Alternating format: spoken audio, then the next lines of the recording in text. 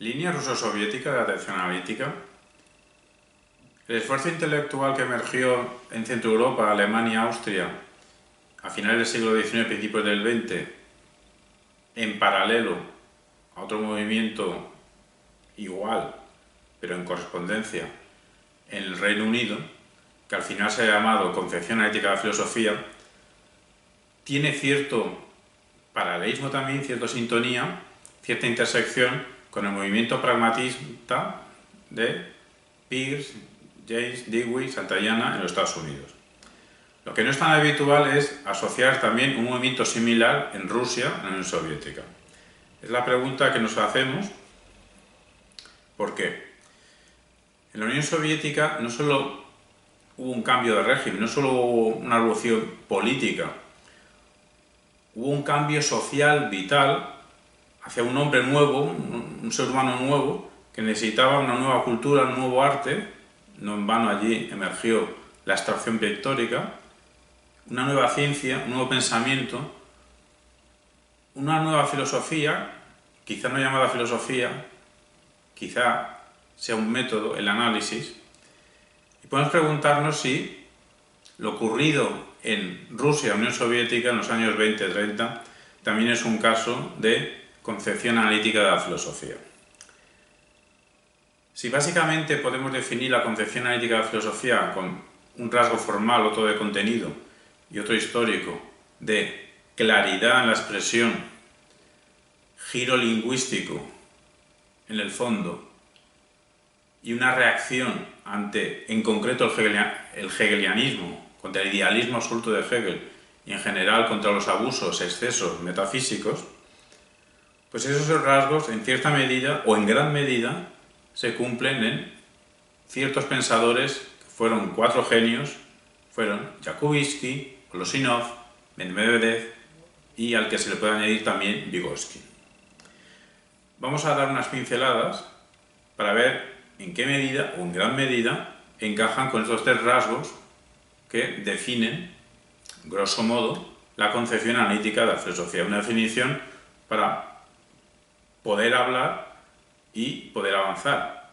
Quizá la definición no sea exacta, pero es útil. Concepción analítica de la filosofía, claridad y rigor en la escritura-pensamiento, porque el contenido tiene que ver o bien con la prioridad del lenguaje o bien con la conexión lenguaje-pensamiento, y todo esto como reacción ante los excesos idealistas, metafísicos, hiperabstractos, totalizantes, holistas de Hegel.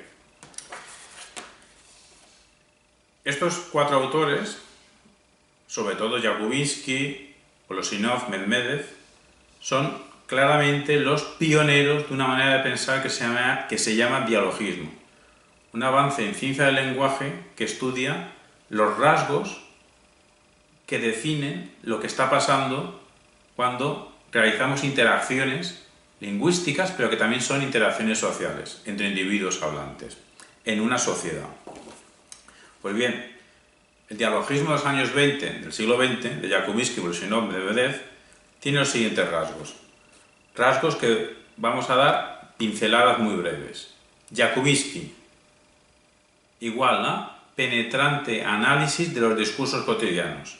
Volosinov, sobre todo en su excelente obra de El marxismo y la filosofía del lenguaje de 1929, podemos definirlo por análisis fundacionales sobre la palabra del otro.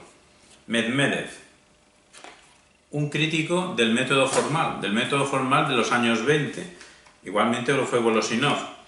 Estos autores en su crítica del formalismo objetivante, pues están realizando una crítica a lo que en ese momento estaba escribiendo, por ejemplo, Wittgenstein en Tractatus. Evidentemente no se conocían mutuamente, pero lo que años después Wittgenstein, el segundo Wittgenstein, se criticó a sí mismo, ya lo criticaron Volosinov y Medvedev. Y en concreto Medvedev, según Jean-Paul Bronca y Christian Botta, bueno, que vamos a decir una cita del propio Medvedev: solo mediante un análisis minucioso se podrá dotar de la precisión y del rigor necesarios a la teoría marxista del reflejo y de la refracción de la realidad en los significados ideológicos. Cabe decir que estos autores, Sobre todo, Volosinov, Medvedev y Vygotsky fueron grandes genios que murieron muy jóvenes, antes de los 40. En un principio, evidentemente, estaban en la atmósfera marxista, pero que luego en la propia Unión Soviética, después de su muerte, fueron ninguneados, fueron olvidados, precisamente por ser tildados de antimarxistas. ¿Por qué? Porque eran personas críticas, o sea, pensaron dentro de un contexto, pero no asumieron dogmáticamente dicho contexto, el contexto del marxismo. Pasamos muy rápidamente también a Vygotsky, no sin antes citar los tres rasgos principales que definen la escritura-pensamiento de Volosinov y Medvedev: el rigor, la creatividad conceptual y la lógica argumentativa. Vygotsky quizás sea un autor más conocido en Occidente. En Vygotsky encontramos una dialéctica que a la hora de estudiar los fenómenos del comportamiento humano, pues se encuentra con una dualidad.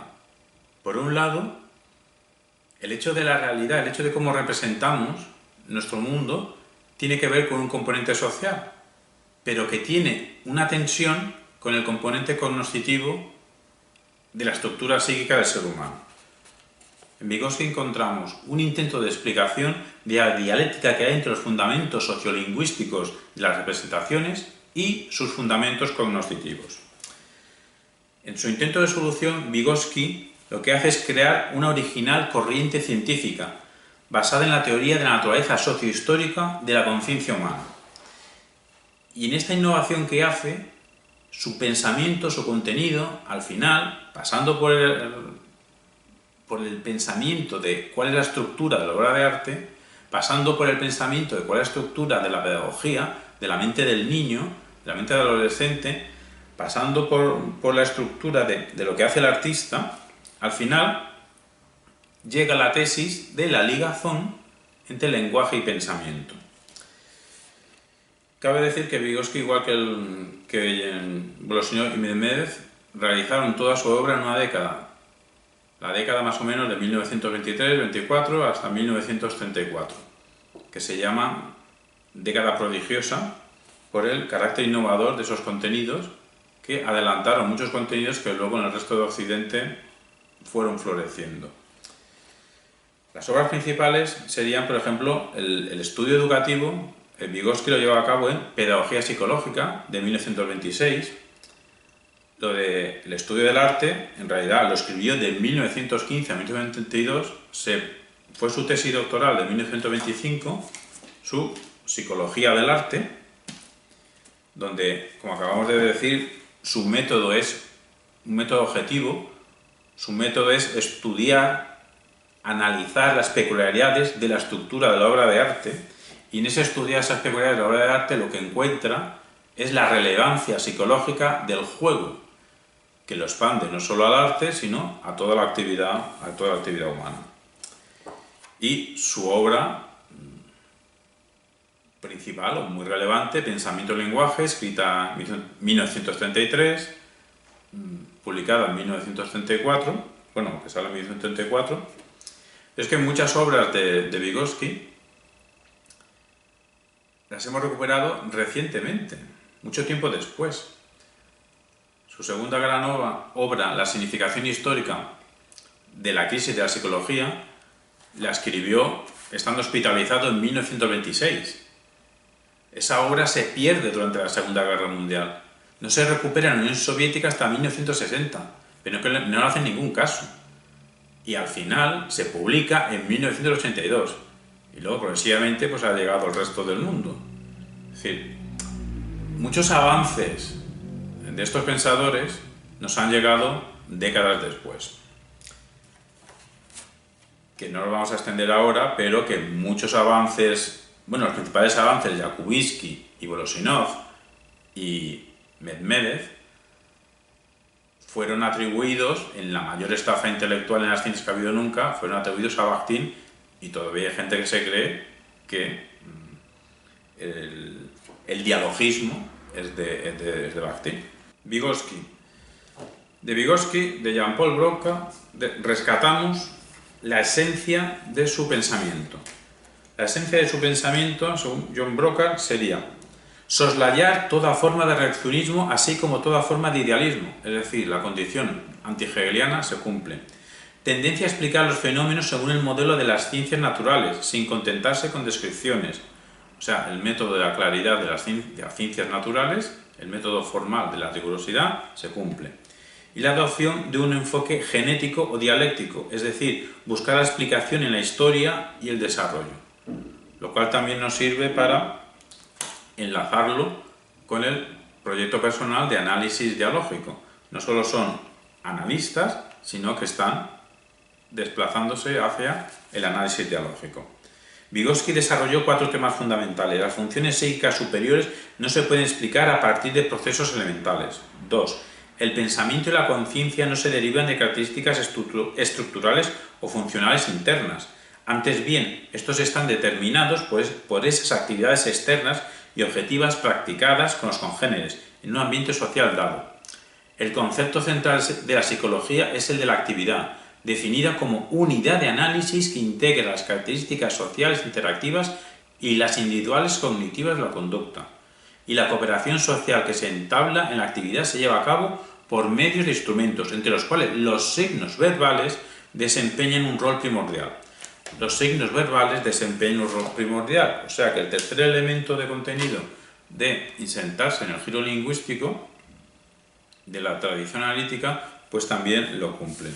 Se acaba de decir que estos hombres, Jakubinsky, Brosinov, Medvedev, Vygotsky, fueron en su momento hombres nuevos, incluso inesperados, pero hoy en día necesarios. Necesarios porque cumplen los rasgos para poder ser denominados como la línea ruso-soviética de la tradición analítica, porque fueron antiidealistas, los tres. Asimismo, también fueron críticos con el formalismo, con la mera objetivación. O sea, los 4 pensaban que si optas por el logicismo gramatical, al final vas a acabar en un lenguaje unívoco y lo que vas a encontrar es un callejón sin salida que te va a impedir llegar a lo semiótico, a lo social.